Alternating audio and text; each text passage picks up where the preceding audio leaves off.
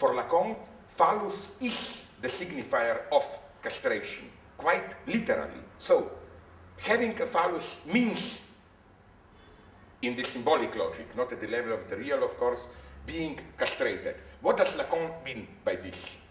When Lacan speaks about symbolic castration, we should be careful here. It's not simply symbolic as opposed to the real, in the sense you are really castrated, your member is cut off, you are symbolically castrated, it means just some, you are castrated in some symbolic way through some metaphoric substitute. For example, I don't know, like the Jewish circumcision, or your hair is cut off in some kind of, again, symbolic way. This is not what it is. In what way then you are castrated? One approach would have been precisely through the notion of virtuality.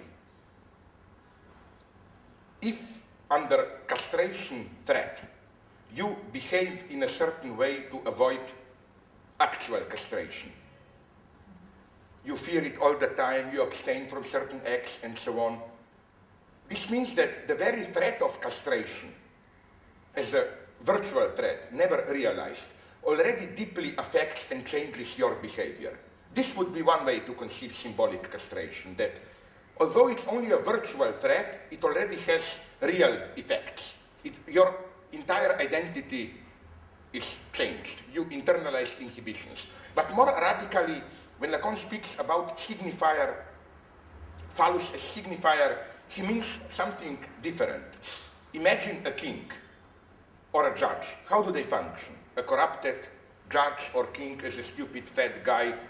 If you abstract from his, from all his signs of his power, you see that he's just an ordinary stupid guy.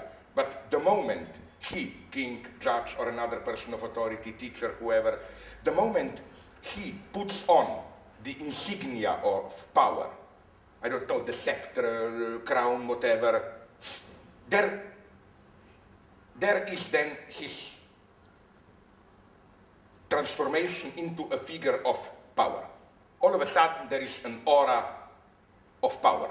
Now, here we can see in a simple, nice way how, for Lacan, phallic power and castration are correlated. Because where is here the dimension of castration? Precisely in this radical gap between you as a simple individual and the element which is not you, but something attached to you, external, which confers power on you. It's not you who has power.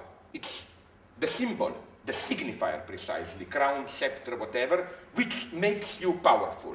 So again, in order to exert power, you have to accept this alienation, that it's not you, your power is really out there, in an element which is not originally you, which circulates around, which can be detached from you, and so on and so on. And now, we come here to Lacan's crazy, but I think correct conclusion. It is that in the symbolic sexual economy, phallus functions precisely in the same way.